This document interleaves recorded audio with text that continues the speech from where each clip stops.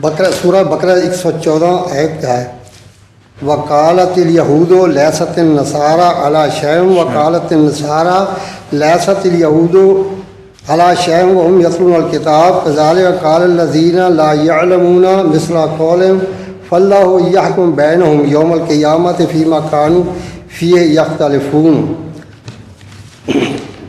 اس کا ترجمہ، اور یہود کہتے ہیں کہ نصارہ کی بنا کسی چیز پر نہیں، اور نصارہ کہتے ہیں کہ یہود کی بنا کسی چیز پر نہیں۔ یہ بات حالانکہ وہ پہلے بھی، کتاب، یہ سوال پہلے بھی یہاں ہو چکا ہے، میں اس سے جواب دے چکا ہوں۔ جی واقعہ یہ ہے کہ یہود نصارہ کو کہتے تھے کسی چیز پہ نہیں، کیونکہ وہ سمجھتے تھے کہ نصارہ جھوٹے ہیں اور ابھی تک ایلیا آسمان سے نہیں اترا، اس لیے نصارہ کی بنیادی کوئی نہیں بنتی۔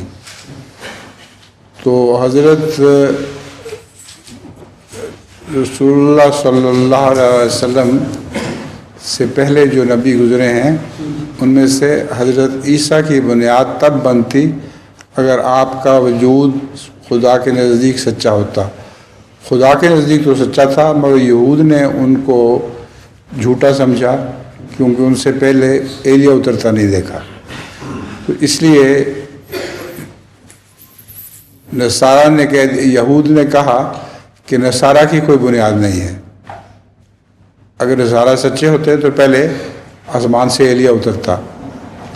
اور نصارہ نے کہا کہ یہود کی کوئی بنیاد نہیں ہے، اس لیے کہ یہود ان کے نزدیک ایک سچے نبی کے منکر تھے، اور جب وہ خدا تعالیٰ کی طرف سے بھیجے ہوئے سچے نبی کے منکر ہوں تو کسی بنیاد پر قائم نہیں ہوں گے۔